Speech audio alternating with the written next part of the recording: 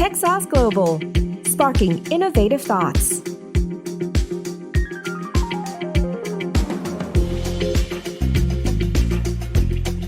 The Near Future Podcast in partnership with Techsauce and SDGX.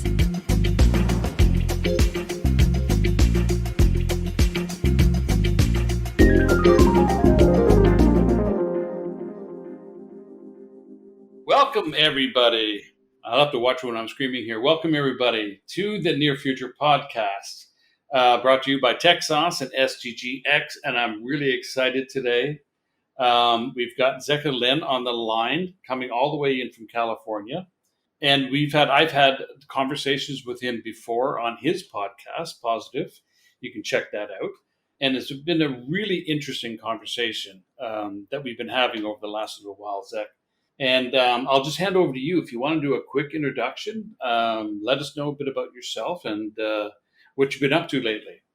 Thank you, David. It's such a pleasure to be on your show, and I have to just congratulate you for really doing this and kicking it off. And you're a natural. I'm so impressed by the way you just went right into that. Thank you for having me.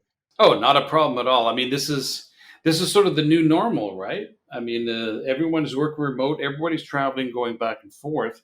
And it is an interesting transformation going from, the multiple of Zoom meetings, quite honestly.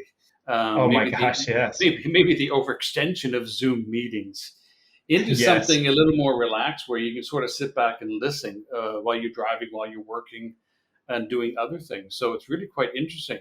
So how is life out in California? What have you been up to lately? What have I been up to? Well, right now I'm looking out. It's what time is it? 7:20 p.m. right now. I'm looking out over a lavender pink sky over the Pacific, looking over Catalina here in Orange County and in Huntington Beach, actually Surf City, USA. So it's really a nice evening. We're going into spring. Feels great. And I just love just being here. A little bit about my background for those who are new to the show. I'm an angel investor. I consider myself an impact-focused angel investor, and I've been for the last few years focused on U.S. Startups that have both a social and sustainable tech focus in terms of an overlap with the SDGs, but also just better businesses that do good. I mean, I know. Last conversation we had, there was a lot of conversation around sustainability, and how these concepts are coming out. And why do you think this is happening? Is there a lot of movement out in Silicon Valley around this concept of sustainability, not only from the founder side, but from the investor side, from the venture capital side?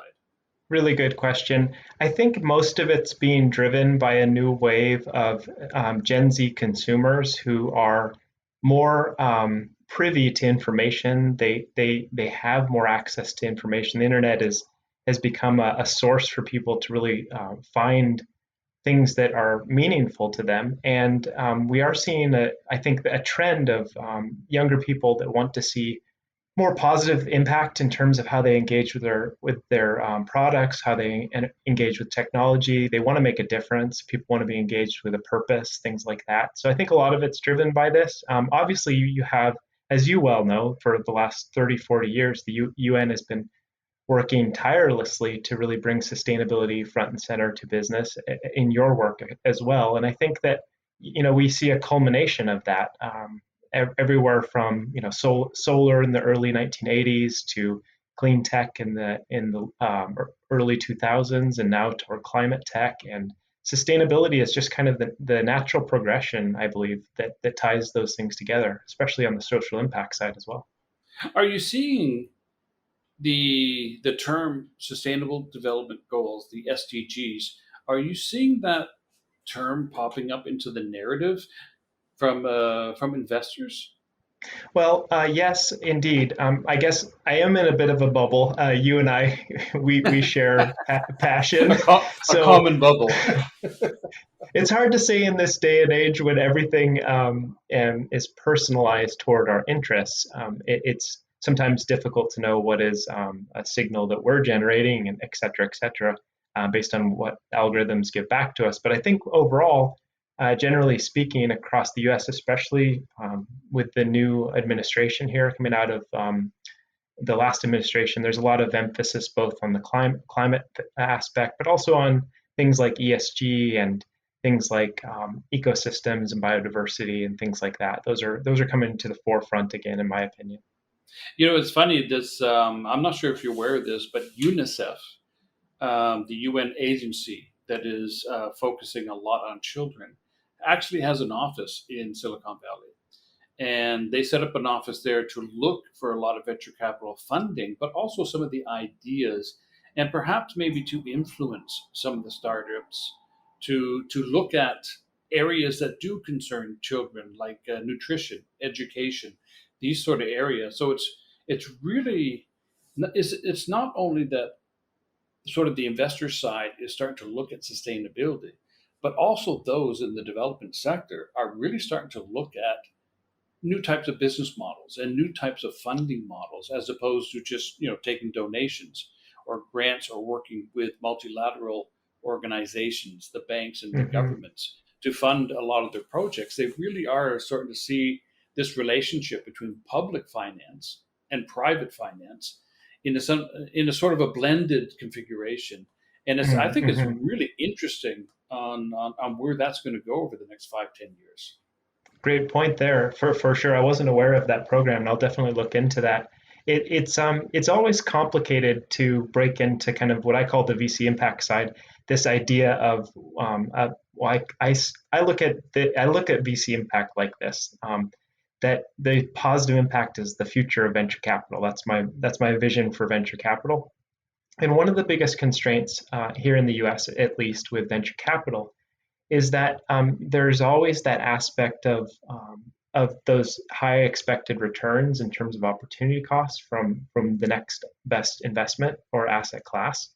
So one of the other considerations too, from what we're finding, is that if something is immediately out of the gates distributed outside of the U.S. market, sometimes that can create, in my opinion, some different interests that don't necessarily align with the traditional VC set. And that is changing. We're seeing some funds that have more of an emphasis on international investing in general. But for the most part, usually people are looking for startups, let's say, that start in the US and they can scale out, and then eventually they'll move to other countries.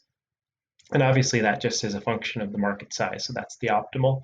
But in cases like, for example, well-being of children from a social development standpoint, sometimes those opportunities do fall outside of the VC impact side and go more toward the philanthropic capital side, something that's more aligned with maybe patient capital or maybe angel investors who don't have that same demand that a venture capitalist would have, aligned with, say, let's say the 5-7 year exit or something like that.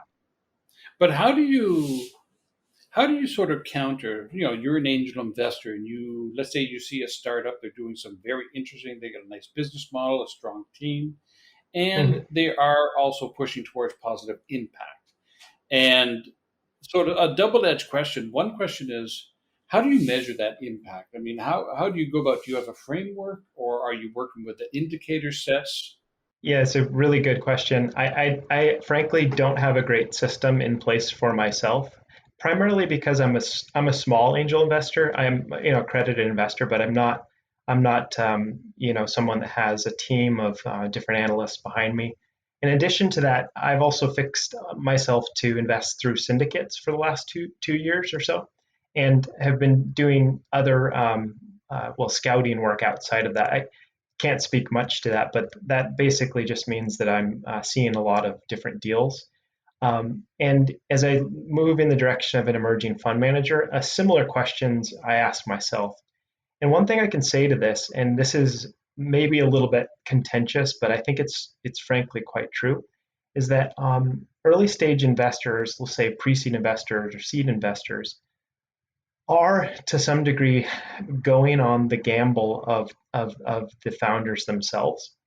And in that sense, there's also the aspect of not having a very clear definition of what an outcome will look like.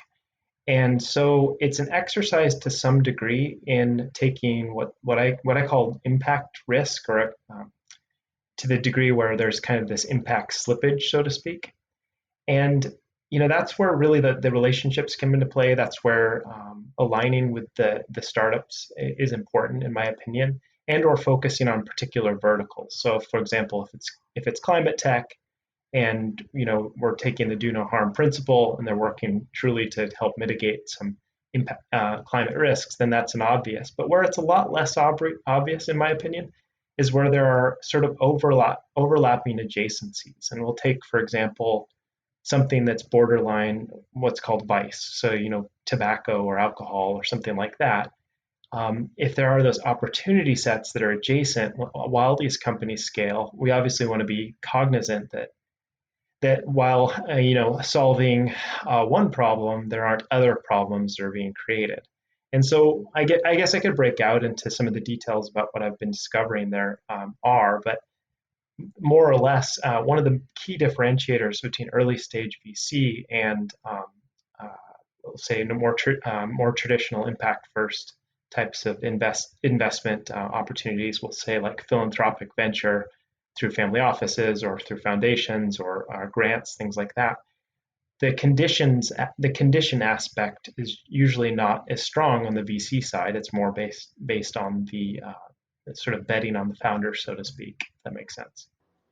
Well, it does in a sense. I mean, from our side, we're more in growth investing here. So we run a sort of a VC impact, similar concept, and certainly the same principles that you're looking at there. The thing is here, when we're looking at a startup that is on the ground, potentially cash positive, market fit, and we're looking to expand a business, but at the same time, we're looking to expand impact because you can't have one without the other. We have a lot of fingers, let's say, in a lot of technology. So we have a lot of strong influence on founders to say, listen, if you tried this, could be more cost efficiencies as well as, greening your supply chain, or try this.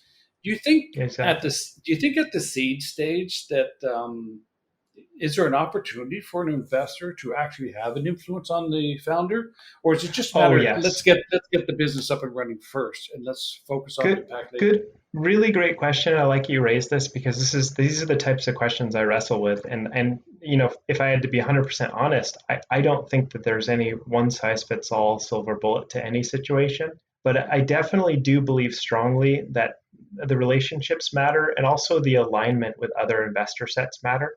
And if that means bringing in the right advisors or potential partners or potential employees, et cetera, as you introduce investors to new opportunities to scale their business, those things all make incremental difference. And in my mind, you said it yourself, I think, when I interviewed you, it was a year ago. I do want to encourage your listeners to also listen to that episode because I was truly transformed by much of what you had to say. Mentioning the personal aspect of impact was very important to me. And I think that, as long as there's a mutual respect between investor and founder, similar to the Jackie Rosamabla was on our podcast. She was working in sort of a kind of a humane tech, safety tech opportunity space, and talking about By the way, that was a great interview. I listened to that. That was really interesting. She's amazing. She's working in climate tech now. She was with Techstars as well for some time, and her co-founder was also on another episode with her co-founder. She was talking about the mutual respect aspect, and I think that that's critical in terms of building a relationship. If I had to I'm not going to paraphrase how she put it because it was incredible, but I think it goes back to what you were saying about personal, it being personal to have an impact driver is personal, if I understood correctly. To me, I think it's a matter of meeting founders where they're at and then finding a dual alignment, and then really just supporting them to help them fulfill that mission and that vision. And here's this is the one thing I've realized that a lot of investors don't seem to want to grapple with, is that the founders know their game better than anyone else. If you took the example of your average farmer and you said, look, we want to give you better technology, we want to help you, improve your yield, et cetera, et cetera. If we try to take over their farming operation and tell them how to farm better, we're probably going to fail. And usually the best way is to give people access to things that will help them utilize it best, and especially if they're monetarily incentivized. And the same thing could be said about early stage investing, in my opinion. So making sure that the founder has an alignment with the opportunity is critical, in my opinion. For example, ownership, or for example, feeling as though they're in control of the business. That's often something that I think is overlooked when we start talking about, fancy consultants that, can give them, advanced theories of change and helping them try to, optimize their operations and all these other things. And yes, those things are valuable when they're perhaps at scale, et cetera, and when that's really the direction the business needs to go. But in the earliest stage, in fact, I'd have to say that the strongest proposition, especially in VC impact, to me at least, is allowing the investor to be just a bridge in support for the founder to truly, fulfill what it is that they know is meaningful to themselves. But and I think that is interesting. I think there is a bit of a shift, and I don't want to generalize. I don't want to say that sort of an impact enterprise or an impact startup, the founder is any different than a normal startup. They have the motivation, they have the inspiration. I would love to talk more about that. They have the leadership and team qualities. But I was going to ask a question, and we can talk about that. I want to ask a question about, now that you're out there, you got the podcast and you got other activities than that. Do you find that some of the founders are actually searching you out as opposed to you trying to find them? Is that happening? Yeah, I mean, that's intentional. So the podcast, I started the podcast about a year. I took a couple months after season one and had pre-recorded some shows, just released our first one with Peter McGraw. He wrote the humor code, and he created the theory of comedy, the synthesized theory of comedy, which is the benign violation. I would encourage anyone to listen to that. He's just super fun. He's a professor at UC Colorado Boulder. It was kickoff April 1st for his second relaunch of his Shtick to Business book. It was really fun. Anyway, so yeah, it is intentional, and sometimes I even make parody of all of it, just like I did there. But I think the main thing is just to align oneself with building an ecosystem, and that's the thing about why it's so important to have a community of people that understand what you're doing as a founder or as a podcaster or as an investor, and et cetera. Just a community builder. It's ultra critical, in my view, to connect with people, make them feel welcome, give them resources that they're seeking, and really stay true to supporting and paying things forward. That for me has been like the real unlock, frankly. And you support them on the business side as well, right? It's not just simply coming in from an impact side. And you know what the funny thing is? Here's the funny part. Here's the non-obvious part. In the process of meeting, say, 2,000 founders over the last year, talking in private with all these founders, trying to understand what the core business, their impact focus is, there are cases where it's not aligned with the VC, and that's fine. And I've befriended these people and actually stay connected with people. And sometimes we give, it's just becomes like almost like a friendship. And also it's a collaborative environment where, someone's like, back to the impact aspect and the personal aspect, that somebody is in, let's say, a particular sports application, that's their focus, but it doesn't necessarily align with my thesis. That doesn't mean that I can't connect with that person and support them in their journey and maybe incrementally help them kind of steer themselves toward more positive impacts. I mean, it becomes one of those things where the more I get into the space, and I don't know if this is useful to say, but I really want to say it, the more you realize that you can give something forward to the community, it becomes like almost an infinite opportunity set. If you just go in with the right attitude, people really like that too. It's really wonderful to feel that. Selfishly, it's nice to feel that as well. Have you ever been in the situation, and I think this is happening more and more, but have you ever been in the situation where you're speaking with startups or a group of founders or what? And honestly, this is actually, I'm speaking to the founders right now, if they're listening, where they actually have a business. It's a very inspirational, interesting idea, nice business model. They've got good understanding of their market and everything else. And they're producing impact, but they don't even know they're producing impact because they're focused on the business model so much. Have you ever been in a situation like that where you say, wait a minute, and it's almost like the Peretti rule, the 80-20 rule, where 80% of the business is exactly that. But if you did a little bit slightly Mhm. different, you could be creating a Mm. whole bunch of impact that Yeah. may actually open up brand new markets for you. You're much more experienced in this. That's where I've learned from you in the process of our chats.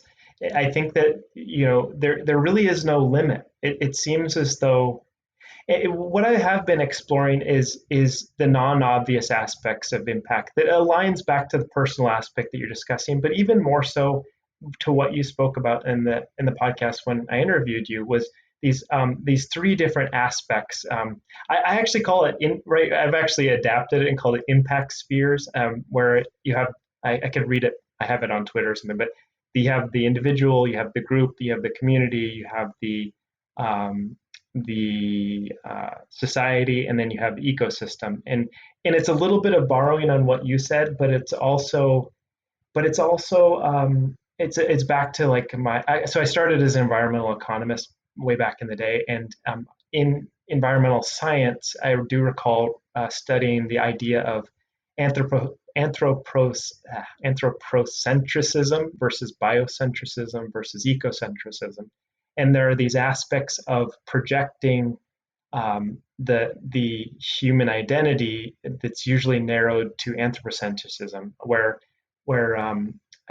most people will look to protect species, for example, that look like humans. For example, people are willing to pay higher amounts, to my understanding, for protecting pup seals versus protecting, let's say, I don't know, cockroaches, an endangered cockroach or something like that. It's usually something that is inherent in the way that a lot of people view the world. But when you start to branch out into the study of ecology and the study, obviously geology and things like that, and different time spans and the intricacies of sustainability, it puts your mindset into a framework of other, but it also puts your framework into the standpoint of ecosystem services and biological systems and things like this. And to have that inherent in, say, government decision making is a very intelligent way to do policy making.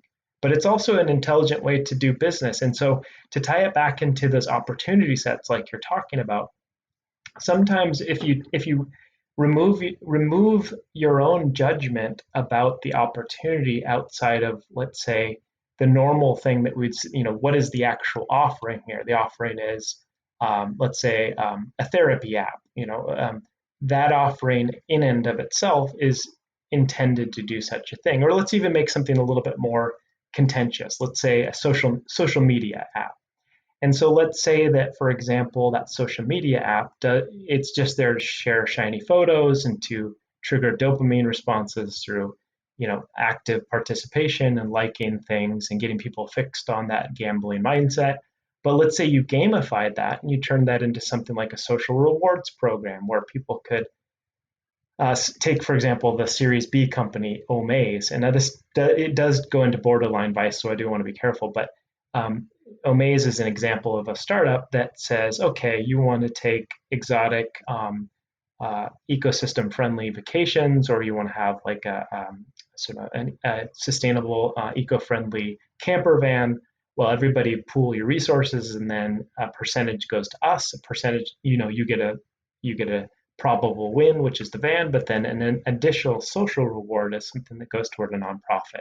And so people buy in at a higher rate, knowing the rewards, and everyone wins kind of thing. And so those everyone wins situations, I could think of one example. I interviewed Nick Cooney, who was one of the founding members of the Future Food Institute. I believe I have that correct. He's now a venture capitalist. And he was talking about alternative proteins and clean meats and some of the non-obvious aspects of impact that most people wouldn't necessarily consider as intentional causal impact. And one of those was just the fact that, okay, you have all the metrics. You have like water impacts are less, climate impacts are less, land use impacts are less, et cetera, et cetera. And those are all obvious. But then you have things that are less obvious. For example, like say what he was saying is that consumers who buy clean meats across the world right now, about 85% of them are buying them because they because they're actually health conscious. It's not for, animals actually. And another thing too, he said that a lot of fast food restaurants are taking this opportunity set and just seeing it as a way to modify their hamburgers, for example, and just offer people something that is at a discount with the same flavor, but it's a win-win because it's healthier for people, it's healthier for the planet, and no one even knows about it. So there are one of those cases it's not obvious. No, I mean, that's a fantastic whole line there. There's a lot to unpack, but I think what's interesting is that impact has a perspective. That there may be an impact from the perspective of the founder or the operation or the startup in doing that, but there's also a sort of a secondary impact from the perspective of the consumer. And then that ripple effect that sort of comes into play, where often, we look at direct impact as being created by an investment, but it has a ripple effect. And there are some other impacts that are happening that are not being measured, but can be even more important. I mean, you look at job creation in the developing worlds, for example. So you're creating some new jobs for a marginalized community. It could be women, it could be disabled. And all of a sudden they have an income, and that's great. There's a super impact. But maybe they're actually now buying higher quality food or better nutritious food for their kids, or paying for education or health for their kids. And that may be even a more important impact when you start to look at that. And it's interesting that you brought up policy as well, because we're seeing a lot of movement, and I'd like to see if this is happening in the States, but certainly in Luxembourg, in Hong Kong, Singapore, the financial centers over here, they are starting to look at these alternative fund management policies where they're giving certain incentives for impact funds, to generalize. And impact in setting up, as far as incentives in setting up, maybe covering some of the legal costs of setting up, the structuring, these types of things, because they see a lot of interest in that. And for impact funds, it's not easy to find a place to domicile. Certainly, there's a lot of conflict with domiciling in the Caymans, for example. Even though the Caymans on fund structure is relatively clean, on shell companies it's not necessarily clean, but on fund structures, Caymans is relatively, with all their bilateral agreements, is relatively clean. And I think there's some interesting stuff to look at that. And I mean, and I think that's where the perspective comes in, because even as you were saying certainly around alternative proteins, the point of not doing something is also an impact. It's not a matter of doing something to create an impact. Sometimes stopping doing something can create a huge impact, and that's sort of included in that equation. And a country that is sophisticated in its policy making. For example, I lived in Denmark for few years in my early 20s, and it was an eye opener to me to see what an internalized economic system is in practice. To see how they looked at government investments from the standpoint of, I guess you could say, like sustainable discounting multipliers, so to speak. This idea that the government is actually investing into the opportunity set in the same way that you could say a sophisticated business would under a competitive landscape where you're taking into account something like ESG as a differentiator for the public markets. And that's something I think is still quite a new concept in the United States. A lot of people, when they think about ESG, they say, oh, well, you're going to have to regulate to make sure that there's no greenwashing and things like that. But I actually don't necessarily think that that's the right solution. I think that can actually create counterintuitive outcomes. One thing to consider, I'd say, is that the level of sophistication in the public markets in the US and other countries now has become I think very, very, very sophisticated in terms of the measurement characteristics.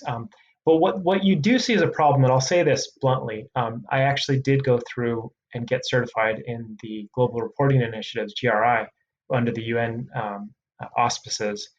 This was some 10 years ago. And one of the things that I learned through that process is that there are simply so many alternatives, and they're all voluntary, or primarily voluntary in most regards, but also they're also subjective to a certain degree. So there's kind of an economic cost to over measuring, obviously, And if you make regulations so heavy and so difficult, there are multiple risks that could go into doing that. One is just kind of deluding ourselves to think that there won't always be a subjective aspect or a personal aspect of impact. That's a threat, in my opinion. But also, I think that it does evolve. So being, I think, too fixed on things like greenwashing, or I've even heard people like fly off the handle and say ESG washing, or SDG washing, or sustainable washing, or I heard like so many variations of this over the last couple months as Europe pushes for regulations in that regard. It does get into a little bit of the territory of, is this a meat, or is this a cheese, or is this, and getting so fixed on one legal word in some regard does in some ways not allow the market to do what it's best at, and that is to encourage differentiation and competition and a race to the top. I know the intention is always set as such, but I do worry that being too heavy-handed could turn more toward draconian outcomes that are unexpected, and that's my fear. Well, I think the fear is valid. I think on a couple sides, certainly when you look at next generation technologies, even the simple example about AI ethics. The conversation, the narrative, the story is all around developing defensive policy, what you can't do. And I think this is part of the problem when it comes in. There's a little bit of fear in the marketplace, certainly fear from potential competition on that side. But this is where the difference between a defensive policy, basically stating things that you cannot do, versus a progressive policy, things that you should be encouraging. I think that is a big difference. And I think, for example, when we were talking about the impact investment policies in Singapore, Hong Kong, Luxembourg that are coming out, it really is around the incentive, not what not to do, but what should investors be looking at? Where is the potential to invest? And they're actually simplifying the process of setting up fund structures instead of trying to make them more complicated. So this concept of overregulation, I think, is definitely a threat. I think the point is who's pushing that, though. And I would almost say that it's the private sector more or less pushing that. Because I've always seen governments as impact investors. I mean, they collect money through taxes, through natural reserves, oil, really good minerals on one side, and then they spend it through their budgets on the other side. And they're accountable. And they should be spending it on social nets, right? Health, education, security, these sort of areas, innovation, economic development or rural economic development, inclusiveness. This is where they should. So they've always, in my eyes, been impact investors. The problem, I think the problem there is because the ministries are in so many silos. The Ministry of Health never speaks with the Ministry of Economic Development because they're on different sides of that spectrum. Where I think closure or some sort of common language, and maybe impact investment policy will do that. Maybe new technologies will do that as well. Sort of break these silos between ministries, where they realize that a health budget is actually investments in the future. An education budget is actually an investment in the future. And I think that's the different perspective they got to take. Interesting. Yeah, really good perspectives as always, David. I truly appreciate your perspectives. You have so much more experience. I have to say, I learned so much from you. No. I'm just sort of getting started. Well, maybe a little less on the policy side. I'm reading a book right now. It's called Lean Impact by Anne May Chang, and she writes about using the lean methodology in impact measurement, which I found to be quite interesting. And there was a chapter in the book, later in the book, about how grant funding and being sort of grant dependent becomes a problem for some startups that want to lean into scale and go toward bigger exits, where sometimes having I think they had like she had this example of graduated grant structures that had payments based on financial outcomes or something like that. So the more you would progress toward the next funding rounds, you would get sort of access to the grants, but they were very low friction in terms of reporting and requirements. And sometimes she was talking about how sometimes some of these grants can be just overburdensome from the standpoint of progress or building an opportunity and things like that. And that's also the thing I worry about sometimes in terms of having too heavy of a hand in the earliest stage in startups in the US. it seems very counterproductive given an environment where we're trying to create innovation. I mean, I like that idea, lean impact measurement. I think sometimes when you look at the GIIN, the Global Impact Investment Network, INP, and some of the other frameworks that people are using, it tends to be rather complicated. And a lean impact may help on the costing structure of actually doing the reporting, but also it just you may be able to get that information quicker. So founders and startups can be actually more agile, sort of react to trying to maximize that impact. I think I'll probably end up getting a copy of this book for the founders I invest in going forward. It seems like it's not a horrible read. Yeah, you also just another. Go ahead. Sorry about that. Oh, yeah, it's Anne May Chang, and I'll definitely send you a link to that. I'm really enjoying Jed Emerson's book, Purpose of Capital. He's just such an incredible thinker. You know Jed, so I wanted to give a shout out. I'm enjoying his book as well. Jed is a fascinating guy. He really, when I was with the United Nations, we were setting up the Impact Fund. He was one of the first. Him and Charlie Kleisner were from the Tonic Network. They're one of the first that I actually reached out to, just to sort of wrap my head around how to do this, especially when you're dealing with such a large bureaucracy, a large organization that wasn't quite at that time that favorable towards impact investment or working with the private sector so tightly. No, Jed he's a brainstorm. I really like it. And the book is really, really interesting. The fact that he puts it out in a digital format free is really interesting. Indeed. There's another gentleman whom I've had the pleasure to get to know. His name's Kwasi Asare, and he's in the startup arena in the U.S. He also has a club on Clubhouse dedicated to UN 75, the 75th anniversary, and some of the episodes or some of the shows he has there is really just fascinating in terms of humanitarian aspects. So I wanted to give a shout out to him. I think it'd be fascinating if you were on your show as well, just as an idea. I like him a lot.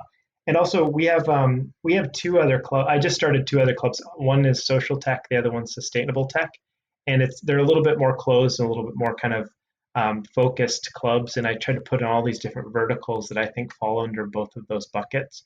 And it ties back into this VC impact landscape that I spent like 50 hours generating, where if you look at the SDGs in the US, there are something like out of 15,000, I found about 200 companies that had a very strong gearing toward one of the SDG goals, and found that there were roughly 200 that had passed Series A, M&A, or IPO. And and then I kind of parsed it out into sustainable tech and social tech. And so every week we have these shows on Clubhouse. We have like 4,000 members right now. Every week we have these shows where I find two founders in the US, because that's kind of where my focus is in the moment. With two of them in the same vertical that have an impact focus, and we just try to unpack like what their industry looks like and what they could do to, go more lean or to have more of a positive impact, et cetera, et cetera. So for example, just on Friday, we had one on sustainable fashion, and talking about the intricacies of the fashion supply chain and some of the nuances surrounding measurement and the disparities of systems and some of the incentive structures, et cetera. It was just super fascinating. And I have to say humbly, I know very little. The more I learn, it's one of those things. The more I learn, the less I know. So I'm trying to go in with as much of an open mind and hopefully stay out of trouble in the process. Trying to learn as much as I can. Yeah, but you're doing some great stuff. Sustainable fashion. I mean, that is on one side, it's a huge issue because of the whole supply chain issue, and how much. I mean, the opportunity to green and clean the supply chain on that, but also from the consumer side as well. So this concept of fast fashion, the quick turnover of fashion. I mean, there's some really interesting. That's a heavy duty area to really sort of concentrate on. I got one more question here because we're getting close to our time. Oh, thank you. It's wonderful. And this is a bit of an inspiration. Are you finding that there are NGOs in your area that are looking for a new business model? So they're looking to shift from a pure grant model to some sort of hybrid model that may be an opportunity for seed investment? I'll speak to that. I can't get the specifics right because I don't think I can recall it correctly, but we had a show. It was a social impact fundraiser for fun. There were two sorry, but I can't recall the name. I'll get you the name for the show notes if important. Anyway, the takeaway is that they are doing, I believe, under the Reg A plus in the United States, they're doing a revenue share opportunity where the nonprofit can generate revenue and they can raise funds through the Reg A plus vehicle, to my understanding, from what I can recall, based on sort of a bond, like a retail investor grade bond. So that was quite interesting, I felt. It's interesting in the sense we find this out here in Asia. For example, in China. In China, you're either for profit or nonprofit. There is nothing in between. Yes. They don't have That's very legal, common here too. Yeah, they don't have a legal structure for a social enterprise, for example, where in Thailand they just passed the Social Enterprise Promotion Act. Korea, Singapore, they've passed a lot of these acts in a sort of a hybrid legal structure, but in China they don't. So what we're finding is actually there's a lot of large foundations or nonprofits or NGOs that are approaching us sort of looking for advice on how can they actually now sort of become a little more sustainable, generate revenues, not fully, not 100%, and certainly not greedy revenues, but to generate revenues where they can rely a little bit less on grants and to be more self-sustainable, and at the same time come up with a bit of a business model that supports that. And I think that's a huge area of interest, specifically for seed investors. And we find that here in Asia. And believe me, I'm going to expand your footprint out here to Asia. Oh, you're the best, David. I can't wait to go to a conference with you or something. I just give you a hug in person. You're just such a kind man. I really appreciate it. No, but you're doing such interesting work. And Thank you. In Silicon Valley, where there is a need and probably a will to shift that VC model into something more sustainable, but more empathetic, hopefully as well. Empathetic, but it has been so successful in the past and so entrenched in the past that sometimes it needs a bit of a shift. Where in Asia they never had that history really. It's a lot of first or second generation wealth that's being created out here, and so they're a little easier to sort of experiment and try some new structures and this and that. But I think it'd be great if we sort of do the mind meld or whatever, but to expand the footprint out here, because I think you're doing some fantastic stuff out there that would really resonate out here. And then obviously having that experience of Silicon Valley it's such a deep experience, just simply living there and experiencing it and meeting the people on a day-to-day basis. So, but what are you going to do in the future? What's in your plan for the next couple of years? Well, I'm gonna maintain the focus on venture scale positive impacts. That's pretty much the solo focus going forward, and that may look like my future as an emerging fund manager. I definitely plan on being an active angel investor as well. I just want to support good people and great founders and remarkable teams. I just want to be a support wherever I can. And tell us where we can find your podcasts, because they're worth listening to. Yes. Me. Oh, thank you. Yes, thank you. Yes, it's on all the platforms, and anyone can reach out on LinkedIn or Twitter. And again, I'm always open to collaborate, and that goes for you too, David. I consider you a friend and a colleague, so thank you so much. Oh, I'll take that compliment, that's for sure. Then I will close off quickly here, saying thank you for all the listeners. And come back again. I mean, first of all, go out and see Zecca, see his podcast, listen to his podcast. It's quite interesting, and they've been running for a couple of years almost, and it's really quite interesting out there. So I want to say thank you to everyone, and certainly Zecca, thank you very much for dropping in and letting us know what's up. Thank you so much. Thank you. Techsauce Global, sparking innovative thoughts.